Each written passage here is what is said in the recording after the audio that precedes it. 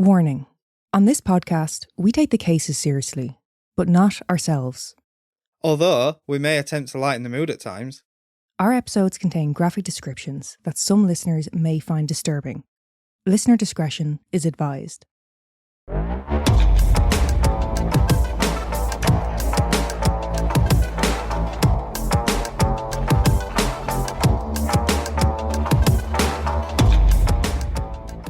I've had just about enough of your shit.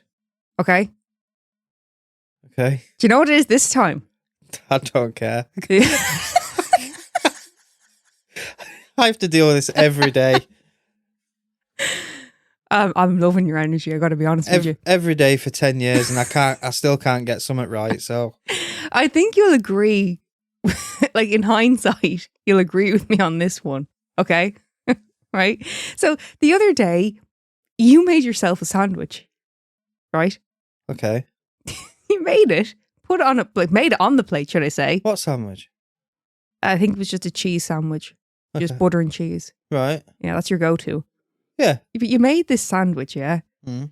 You walked from the kitchen over to the sofa, sat down with your sandwich on the plate, then put the plate down and picked up the sandwich, completely disregarded the plate, and just ate the sandwich over your lap on the floor / the sofa. I was just sat there looking at you like, look at this fucking pig. What are you doing? Who do you think you are? What was the point of the plate to begin with? Right. Just on the podcast alone, to do with me and my sandwiches. So you've give out about that. I grip it too hard, apparently. Yeah, you do, yeah. What else? Oh, I eat too fast. You say I don't chew. Oh, yeah. I just swallow. Yeah. Yeah. Anything else? That's just what you've said on the podcast. You criticize me for being a loud eater. Oh no, this is about me. No, but that I'm bringing it back round to you. Don't worry. You criticize me for being a loud eater, but you were also quite a loud eater. No, but you sound like you're eating gravel. Yeah, but you smack your gums about. So I've got big lips. Yeah, can't help it. Born with big gums. No lips. No, but that's from Forrest Gump. Oh, yeah. No, but you comparing me to Forrest Gump? No. Right. Yeah. This is what annoys me about it as well. So every time, he doesn't do it to me, but every time Neil eats, Norman will scan the floor in and around Neil's feet, looking for crumbs. And Neil is always like, Norman, there's nothing there. Will you fuck off? There's always something there. You don't use a plate. Plates are not functional to you.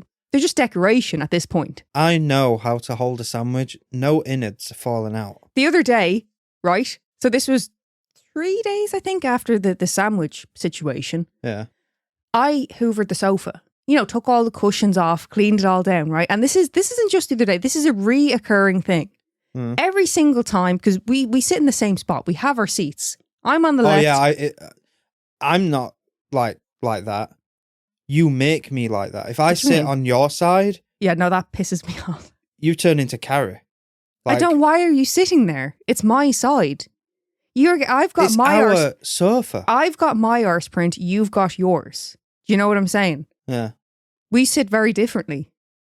And the cushions are moulded to our independent arse cheeks. Sit different. I sit on my ass. No, you sit very far back compared to me. Your arse print starts right at the back cushion. Do you get what I mean? Yeah. Mine's kind of more in the middle. Well, that's just because you got short legs. We're getting that's a different topic. We'll come back to that another day. Okay? Okay. My point is, every time I take the cushions off, fully clean out the sofa, any crumbs, all of that shit. Yeah. If you look at my side, there's, one or two crumbs, it happens. Dirty bastard. Maybe, what do you call it? Like a few grains of cat litter from Ty darting out of his fucking box, jumping onto the sofa, going nuts. Yeah. Happens. Mm-hmm. Your side is like you've just come home from a shift at fucking Greg's. Pastry flakes. It's all over, like around, like in a perfect square of where the cushion was. There's just breadcrumbs, pastry flakes. One time, I don't know if you remember this. No, you have to remember this. One time, there was a glob of fat. I still don't know how you did it. It was as if you'd picked up a bare hand fisted a sausage and it was still like fresh out the air fryer, and you dripped grease. No, do you know what that'll have probably been? I can't get it clean. It's ruined the fabric. There's still a little mark there. Do you know the worst part was it got into the zip of the cushion. Do you know what it would probably be? Fell out of my kebab. Fat dripped out of my kebab, maybe. Do you think? I don't know what it's from. My point is, A blob of fat. you're a fucking mess. Like, it actually annoys the crap out of me. There was one time, right, I said this to you, and I was like, Neil, look at the difference. You're like, it's not that bad. You didn't have your glasses on. I said, put your glasses on, come back and look at that. And you went, oh. And I went, yeah, look at that. Yeah. See, right. So you call me a pig. I do, yeah. But if we go out to a restaurant and I use my napkin, you take the piss out of me. You all do. Whoever I'm sat with, you all take the piss out of me. Because you tuck it into your fucking top. That's what you're supposed to do. You're wearing a bib. No, that's where you're supposed to put the napkin. You put it on your lap. Yes, I do, yeah. On one leg. Yeah.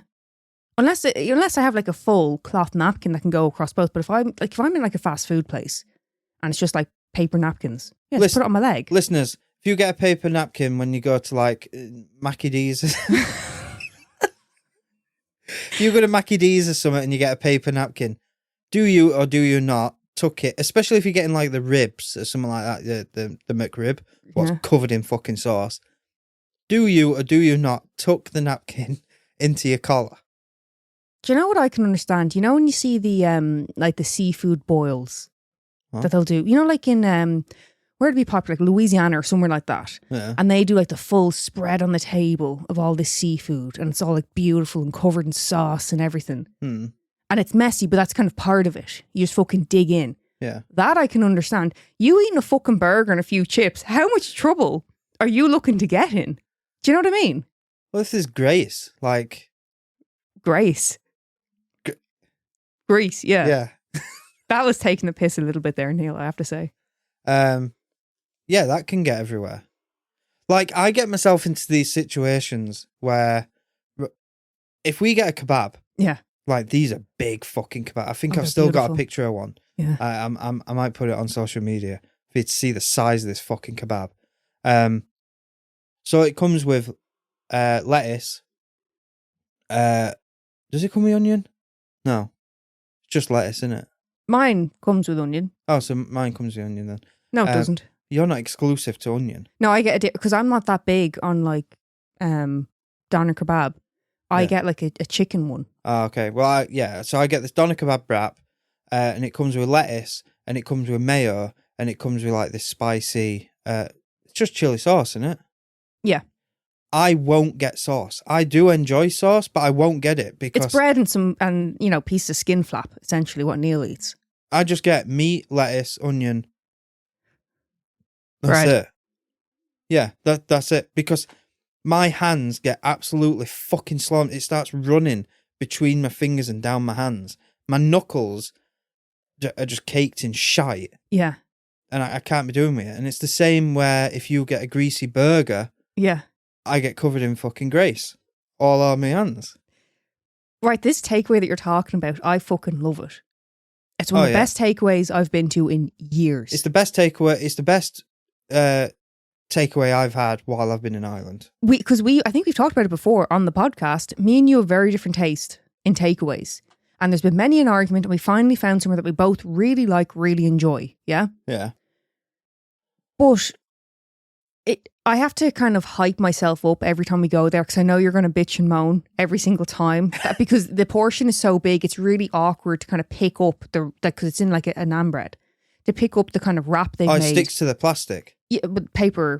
Yeah, it sticks to the paper, and then to try and pick it up and actually contain the food. Yeah. I'll be there, and I've got sauce everywhere. Mine's a mess, like it's beautiful, but it's a mess to eat, and I'm just digging in. Yeah. Right, but then I have to deal with Neil to the side and go, yeah, because it rips a big oil in the fucking... Just get on with it. It rips a big oil in the kebab. Because the paper sticks to the fucking wrap. Yeah. And I pull the fucking paper and it rips a big oil in the wrap. Yeah. So if I had sauce, that'd be me done. I would lose it and throw it in the bin. I'm kind of glad you don't have sauce, because given the amount of trouble you get yourself into with bread and pastry, do you know what I mean? With the mess. It's not me getting my... What do you mean I'm getting myself with the mess into it? everywhere, I've just said. Right. With the crumbs. Yeah. Can't do right, can I? No.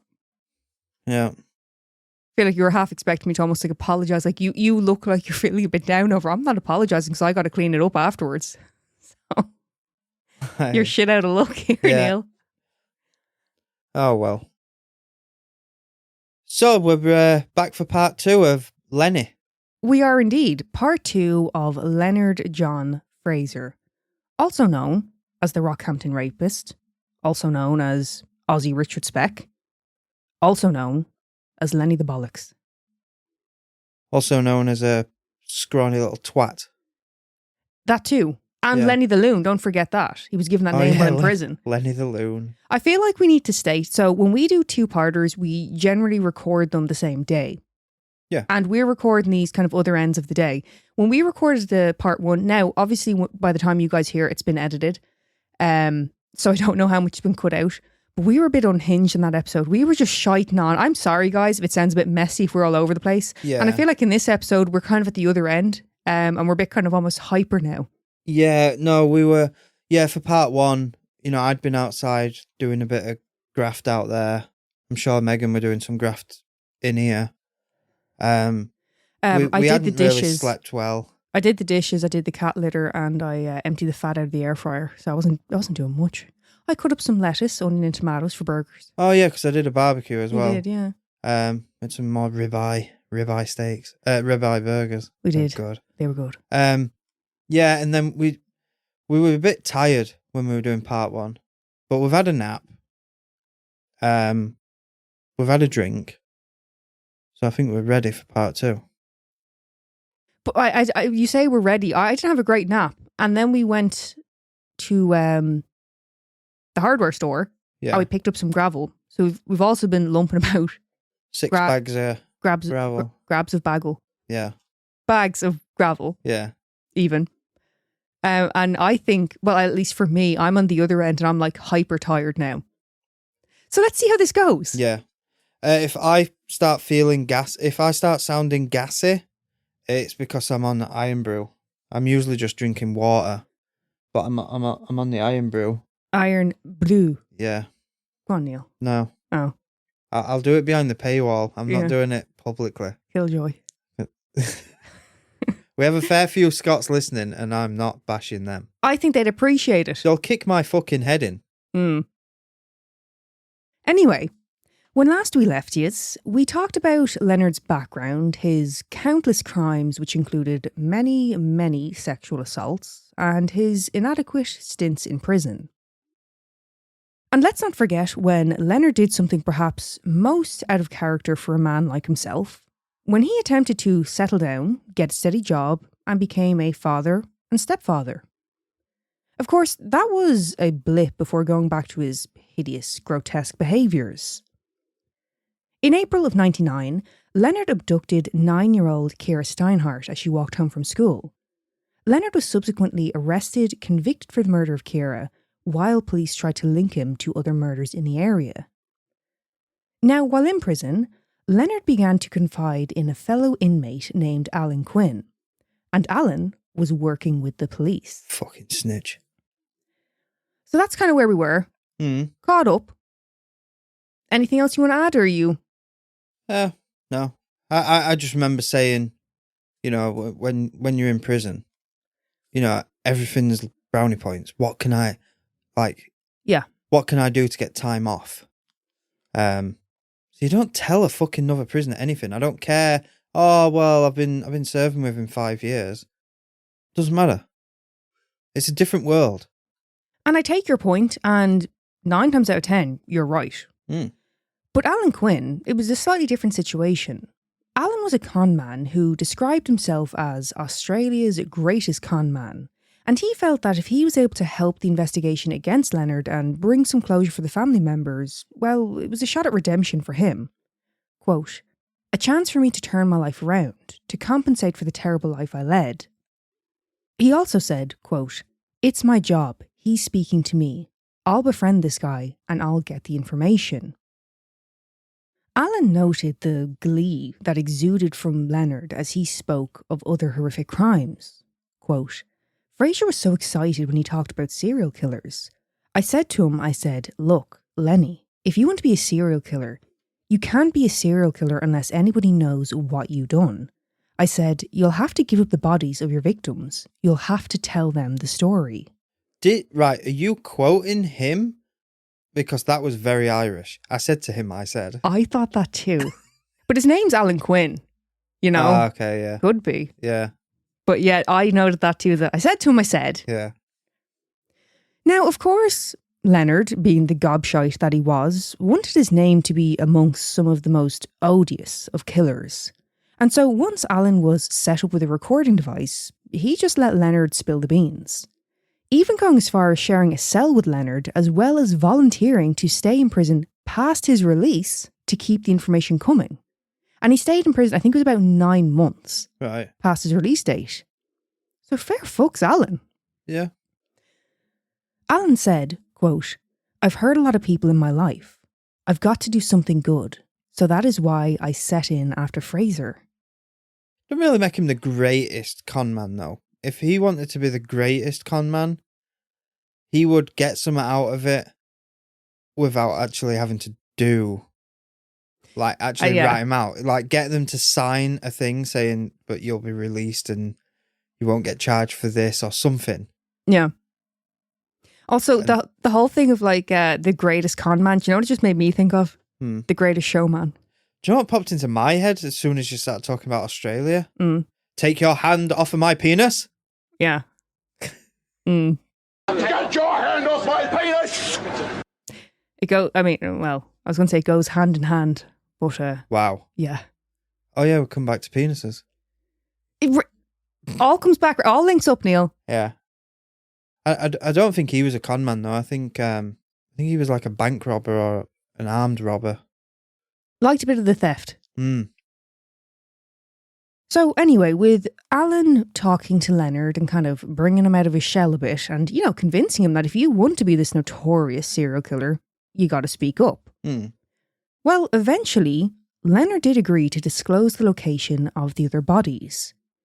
Leonard was flown out by private jet to Nankin Creek. And while walking through the area with detectives, Leonard was under covert surveillance.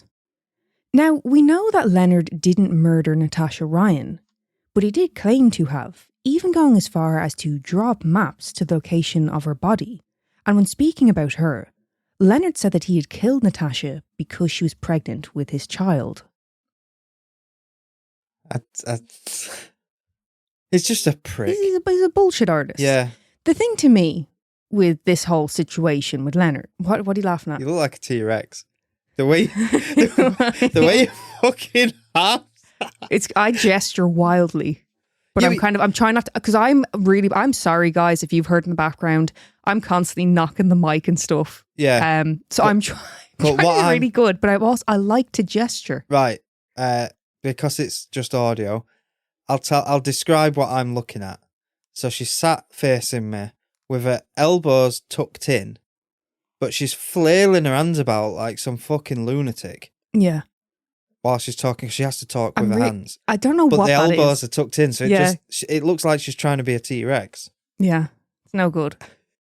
This is why we can't do video. Could you imagine? Yeah. I'd ruin it. Yeah. It'd be funny having you on video though, because they just watch you like you've got a can of Iron Brew by you. They just, it'd be me telling the case and then you just staring at the can, reading the ingredients or something. Yeah. Yeah. Yeah. Anyway, Leonard's confessions.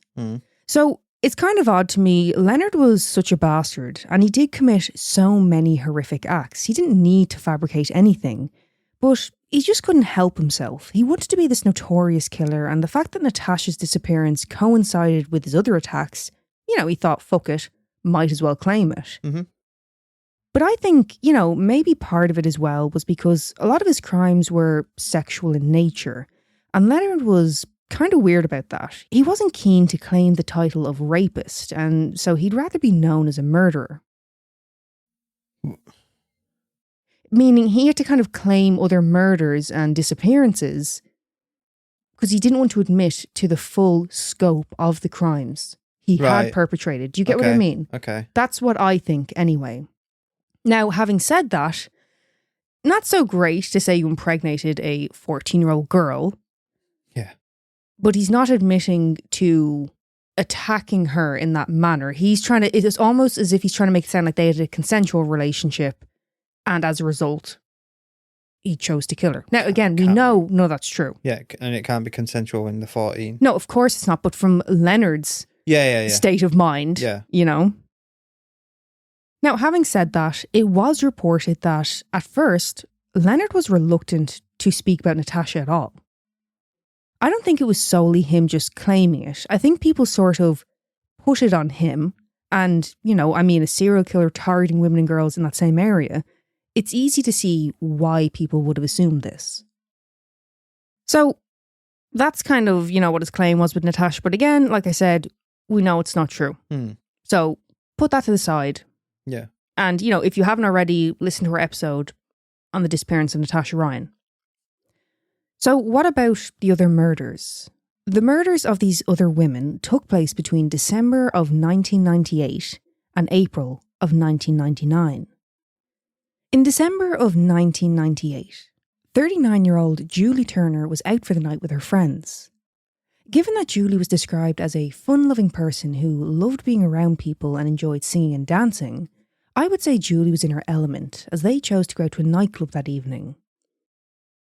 As the night came to a close, Julie made her way home in the early hours on foot, as she did not have money for a taxi. It was on her way home that she must have crossed paths with Leonard. In early 1990, 36-year-old Beverley Leggo moved to Rockhampton. She and Leonard lived close to each other and knew of one another. She was last seen alive outside the Bank of Queensland in March of 1999. Leonard said that as he put his hand on Beverley's leg, she went to hit him and he just lashed out.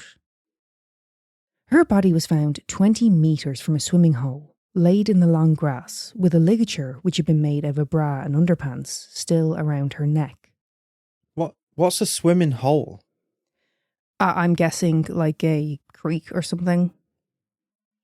I think I know what it'll be. Yeah. More like a man-made type. Do you remember there was that one, I think you did an oddity on it, people were dying? Oh, that really fucking, what was it, like a really deep thing of what, I'm describing this awfully now. It was just like out in the sticks and it'd just be like, it was like a huge plunge pool sort of thing. Yeah. I wonder if it's like that, a swimming hole. No, I don't think it's like that. Oh. Yeah. I think, right, I'm not saying it is, but I think more like a creek kind of thing. Where's the all? Why do some people say crick as well? What's that about? It's the Craig and Craig thing, isn't it? No, I don't believe it is. I think you're an asshole if you say that. Oh. Yeah.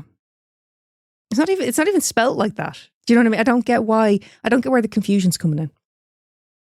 Getting a bit off topic there. I just also want to make a correction there. I believe in the Natasha Ryan episode, I said Beverley Leggo was 37. I believe she was actually 36 at the time of her murder. I know it's not a big difference, but just... changes the fucking case now, doesn't it? It's altered it. But you know what I mean? Just to be as accurate as possible, I believe Beverley was 36, not 37.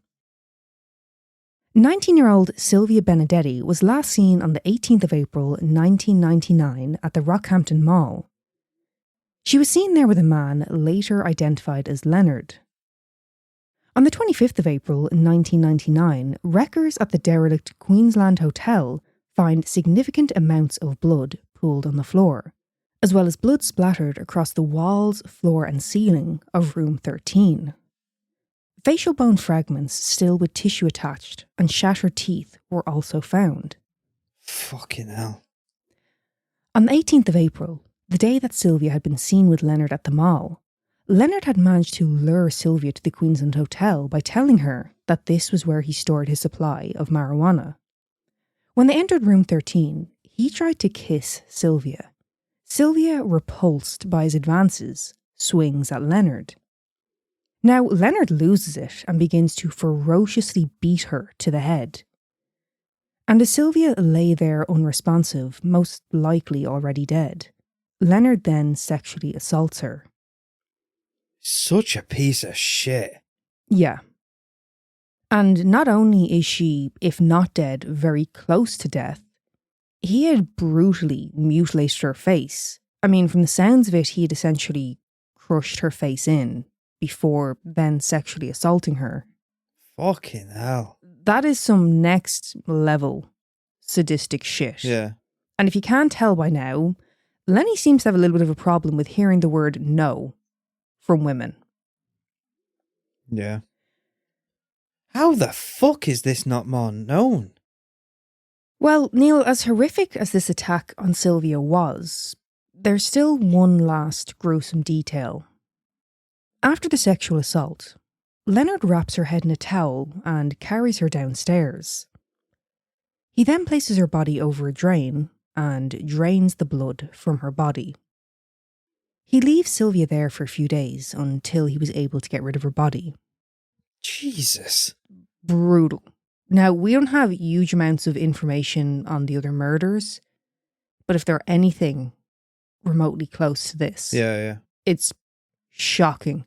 So fucking callous. You know, it was described as, you know, the way he had mutilated her body to drain the blood was similar to what a hunter would do Yeah. to the carcass of an animal. That's what I was thinking. Like Ed Gein with... dressing out a deer. Yeah. I learned that term from that case. It's actually now the term dressing out, unfortunately, in my head is linked to true crime. Yeah. Sylvia's DNA was later found in Leonard's car, as well as Leonard's partner Christine, confirming that Leonard had known Sylvia. After Leonard had led detectives to the location of the bodies, they soon found out that he had revisited the bodies before. Julie in particular, it was said that he had, quote, interfered with her remains and he had removed her head. Why? I do not know. If he had done this to all of the women, I'd be like, okay, he's trying to make it harder to identify them. I do not know why Julie in particular. Although Leonard never formally admitted to sexually assaulting these women and girls, all of their bodies were found without clothing. And remember, he had this weird thing about DNA evidence and the time it would take to be destroyed, which, if not for your fear of being charged specifically with sexual assault, why would it matter? You're already admitting to murdering them. Police believe that Leonard sexually assaulted all of these women and girls either before or after their death. This is fucking brutal. Brutal. Fucking brutal. And for some reason, yeah, it doesn't seem to be as well, unless it's just completely escaped my knowledge. I didn't see huge amounts about it when I was looking into it. Yeah. Like it just doesn't seem to be as well covered. I don't know why. You know, like that in part one where you said, you know, body was found. Did you say sat up against a tree and they were just wearing the school top? Yeah. And he was like, I didn't leave it like that. Someone's done that after. It's like, so someone was walking the dog, saw a dead body and thought, oh, I'm going to strip that down from the waist and become a necrophile. Why is that funny? It's not, it's just the way you worded it. Well, that's what he's fucking basically suggesting. Oh, I killed her. But I didn't do that. Yeah, I mean, I don't tend to use the word rapist very often when talking about cases like this. But oh no, this bastard's a rapist. Exactly. Seeing as Leonard is such an issue with it, let's just throw it in a few extra times. Yeah. You know what I mean? And we're not one of them where if we were on social media, it's like, grape. No, I'm not. I find that very disrespectful, if I'm honest with you. Yeah. You just use a different word. Use different terminology. Sexual if that's assault. the case. Yeah, like you don't... SA, even. Yeah. If people just use the initials, it's fine. Yeah.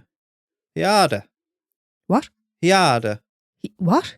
Hiada. Hiarder. Yeah. What? If you said use the initial, so Hiada. You just say SA. That's the point. Yeah, but R's one letter. You could, but I didn't know what the hell you were just saying. So Northerners don't do that then, at least. Please. Yada. It's like, was that a word? What's that? That's a funny noise. In March of 2003, Leonard's trial begins for the murders of Natasha, Julie, Beverley and Sylvia. Alan Quinn was the prosecution's star witness. And although it was great to have gotten this information in terms of getting the conviction, because his confessions to Alan had been recorded, it meant that the family members of these women had to endure listening to Leonard boast and laugh about the details of what he had done to them. During the trial, Leonard seemed disinterested in the proceedings, which, to be honest, I would say is quite unsurprising given the amount of times that he had seen the inside of a court, as well as his complete disregard for human life. Yeah. For example, during one hearing, it was said that Leonard sat there picking his feet. Picking his feet? Picking his feet. You going mad at me for doing that. It's You could be eating though sometimes. and you'll do it like right by me. And it's not, right, okay, I don't want you picking your feet at me. It's the noise of you picking at your nail, and it's not like that, the clicking kind of, I don't know how you describe it. Like a flick of it. Yeah. You know, it makes my skin crawl. What was that the other day? Your face. I should have fucking videoed you. That would have been good social media content. Oh, so I'd been working outside doing something, and I split my nail. I split one of my nails right in the middle of it. So I thought, oh, I'll just rip it off, thinking, normal when I rip my nail off. Yeah. But it went like halfway down. Oh, yeah. And I went, oh. And it was all bloodied and everything. Like, yeah, I didn't want to tell you because I knew you were going to give out to me. Yeah. But you could obviously see, but it were irritating me. And you went, what the hell are you doing? So I just showed you. And your face. I made a noise as well. I was like, but you know what that is, right? That's not just like that you were picking. I'm quite funny about stuff to do with nail, skin, teeth. Yeah. That's kind of where I get a bit. Do you remember that one time about a year ago? I got a splinter underneath my nail. Oh yeah. Yeah. That's literally a form of fucking punishment. Yeah. Or, torture. Yeah. Oh. Metal splinter. They're a bastard. I had one stuck in my finger, a metal splinter for about 3 weeks. Could not get it out. Obviously finally did, but fucking every day I was there picking at it. I'm just as bad as you, Neil. Mm. So anyway, Leonard, at his trial, very disinterested, this man was. But there were times that you could see him beginning to get worked up, particularly when Alan was giving evidence. And as we know from our episode on the disappearance of Natasha Ryan, she did attend the trial, and Natasha was essentially forced to testify on behalf of Leonard. The prosecutor said, quote, "It was an intriguing situation. I've been known to say that I'm the only prosecutor who has cross-examined the deceased." I can just tell how he's saying that, like, I've been known to say. Whip it out at dinner parties, like, you know what I mean? The problem was, though, because Natasha was, in fact, alive and well, Leonard had made a false confession, and it made this case quite a difficult one. The judge wanted the jury to disregard his confessions, which was the strongest component of the case. Quote, "If he falsely admitted to killing the girl Natasha Ryan, how could you possibly rely on anything he said?" Which is fair. Very fair. It is absolutely fair, but that didn't change the fact that there were still things that Leonard had previously said that only the killer would know. So you're kind of, you know. Luckily, on the 9th of May 2003, Leonard was found guilty for the murders of Sylvia, Beverley, and the manslaughter of Julie. On the 13th of July, Leonard was sentenced to 3 indefinite sentences, meaning he was not given a release date. Yeah. During the verdict, Leonard again appeared apathetic. He stretched his arms over his head and shielded a yawn. Fuck. Sorry for laughing, but... No, I know. He's such an ignorant bastard. He's a prick. Like, his whole attitude is just, yeah, whatever. It really is. But then when they're like, why did you do this? Oh, I didn't do that. I did not do that. Quote, I'm no child molester. Yeah. Well, you are. The judge described Leonard as a sexual predator who was not only a danger to the community, but to fellow inmates. On the 26th of December 2006, Leonard was taken to the hospital after complaining of chest pains. And on the 1st of January 2007, at the age of 55, Leonard died in his sleep after going into cardiac arrest. Hi, Lenny. Oh, bless. Jeff Barton, who led the investigation into the Rockhampton rapist, said, quote, I don't think anyone would mourn Fraser.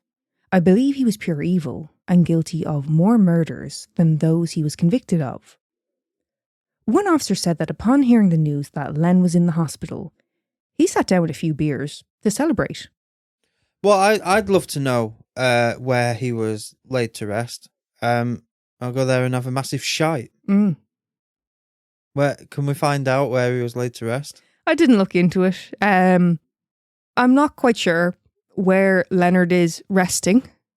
I will try and find out for you if you would like. And then I'll rest a pony on him.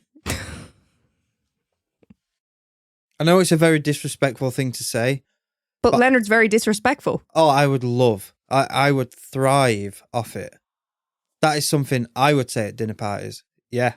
But I shat on his fucking grave. I mean, he was a turd himself, so. He was a piece of shit. The biggest of turds. You don't have to keep trying to outdo me. Like.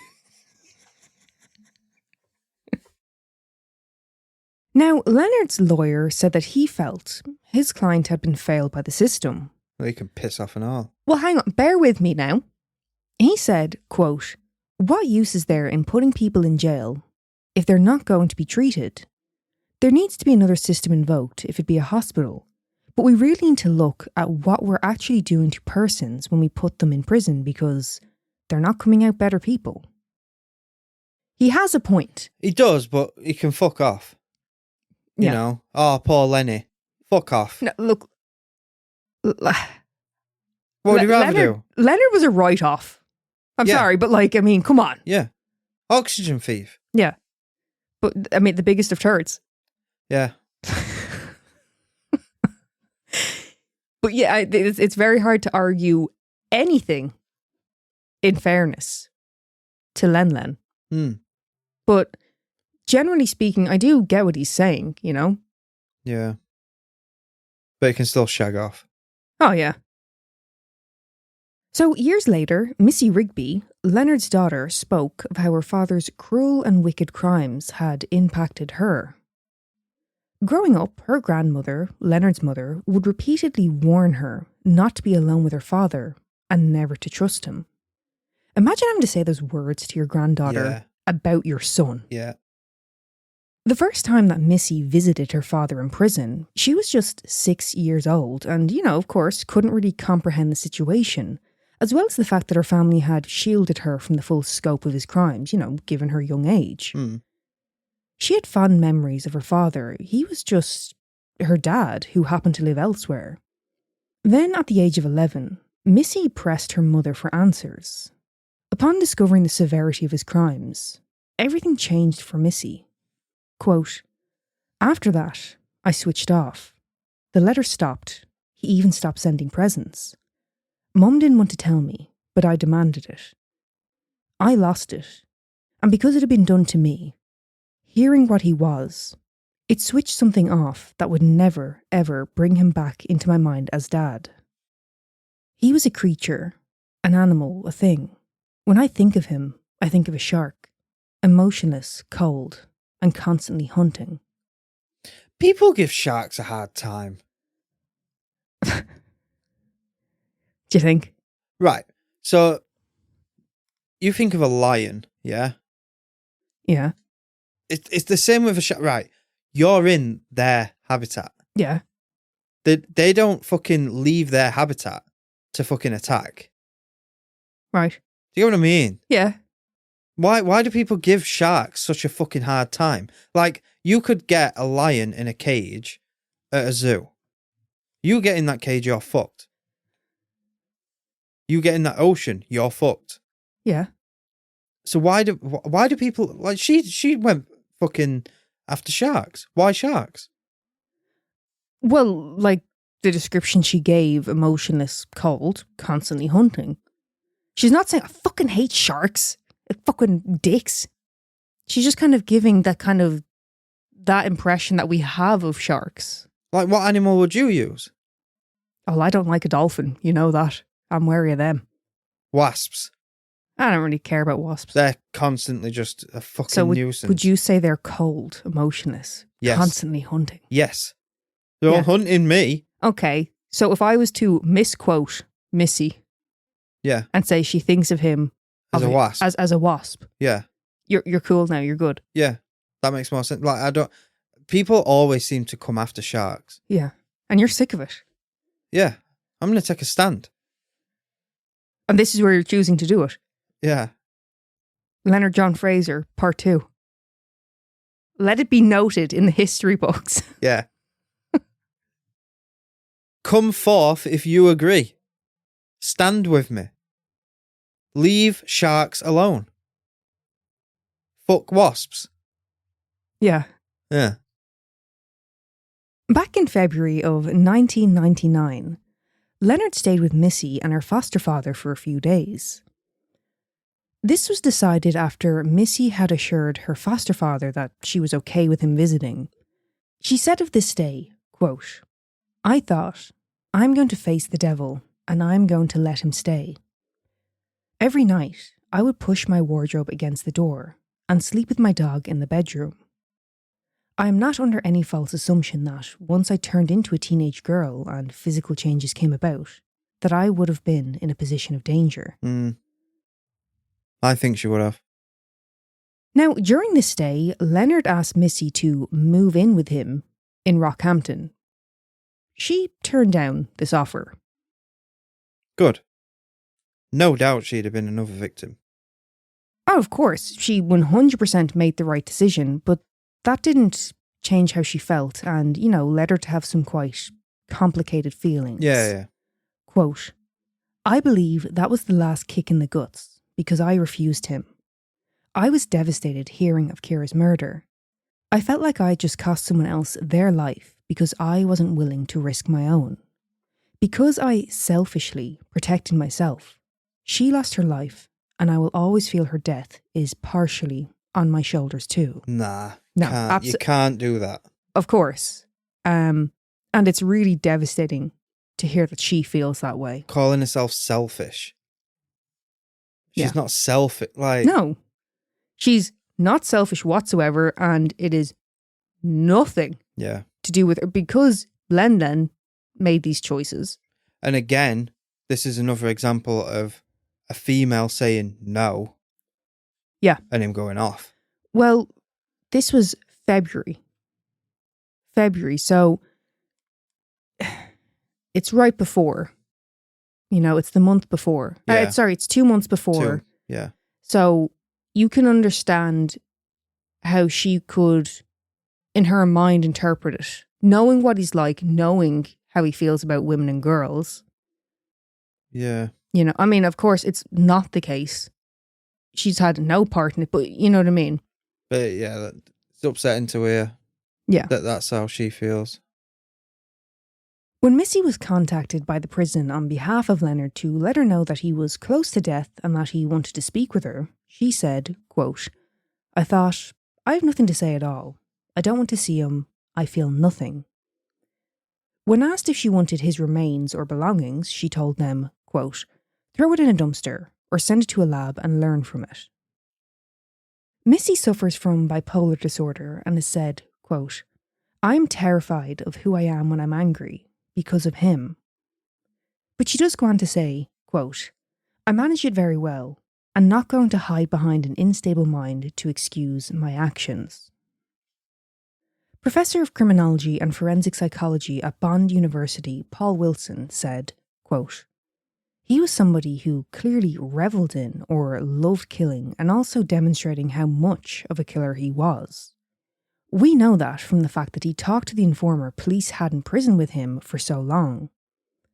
When Paul was asked if Leonard was the worst serial killer that Queensland had seen, he said, quote, I can't think of a worse one. He certainly displayed all the characteristics of a dangerous psychopath. Yeah, like we've discussed it before. You know, like I can't remember which one it was, but we said he was after the sexual attacks. He was just killing them to keep them quiet. Yeah. But this guy, this fucking Leonard, he enjoys it all. 100%. Yeah. In April of 1999, when Leonard was arrested for the disappearance of Kira Steinhardt and his home was searched, police found 3 ponytails which had been hacked off using a knife. When tested, none of these locks of hair matched the women who they had already identified or those known to be missing in Australia. During his series of confessions, Leonard claimed that in 1982, he killed a hitchhiker named Sandy Lawrence in an abandoned crocodile zoo in North Queensland. He also claimed to have cut the throat of a 17-year-old Aboriginal girl who was his girlfriend, and he said that this happened in King's Cross during the early 70s. When Kira's father learned of Leonard's passing, he said, quote, "Basically, a new start for a new year.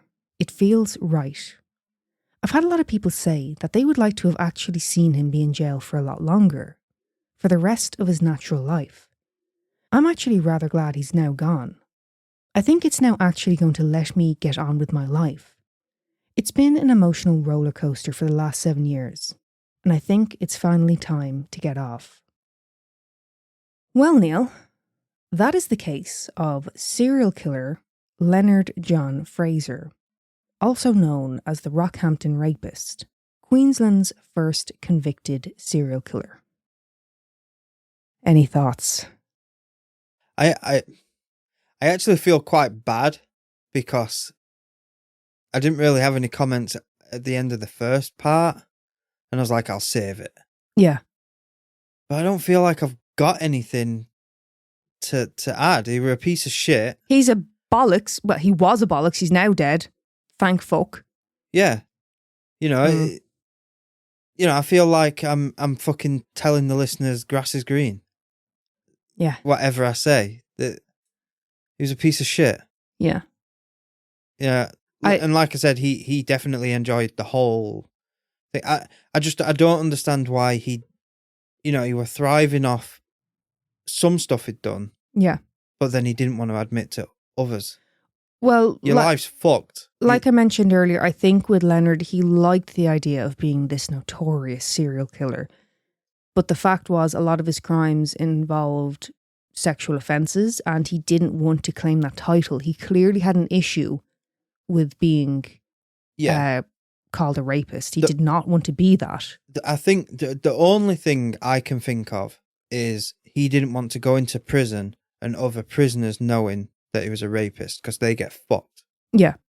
Quite literally. That's the only thing I can think of. I wonder, this is purely speculation, I have no idea, but, Missy chose to call it a day on her relationship with her father. And she said it wasn't just learning what he was, what he had done, but the fact that she had gone through sexual abuse herself.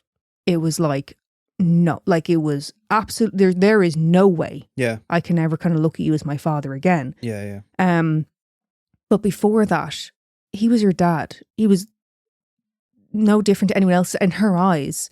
Yeah. I wonder if after having her, did he have that weird thing in his head? Like, obviously he was still doing it. He was still a fucking scumbag.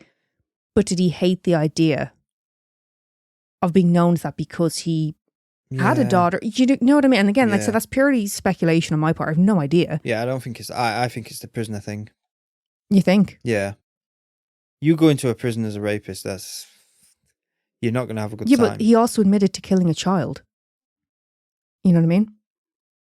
They know that. Oh, yeah. We'll never know.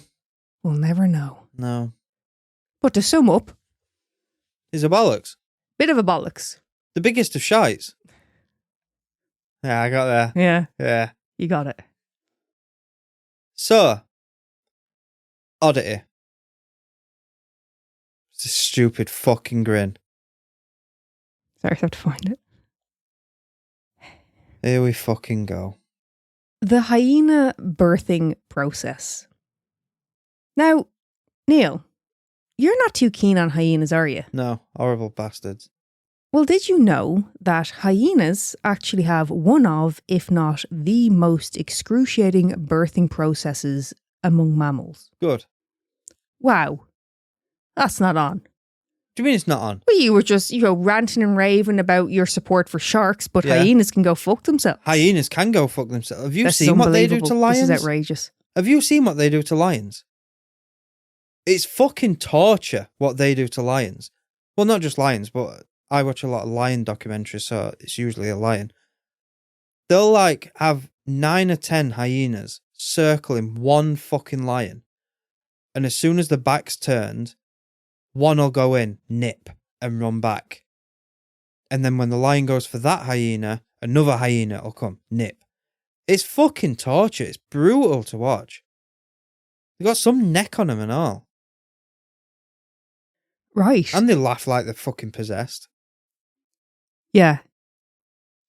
Well, I tell you, Neil, after looking into hyenas, they're actually incredibly fascinating animals.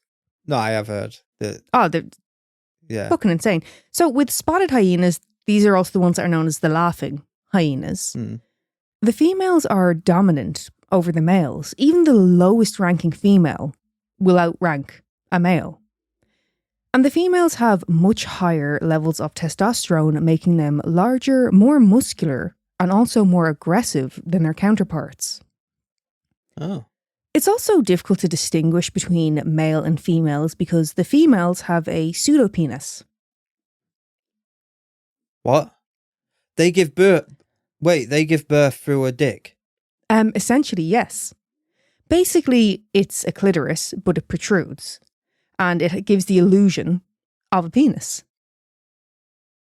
Right. You okay? Yeah. So we're back to... But now we're on hyena penises. Yeah. Right. Mixing it up. We're keeping it fresh here.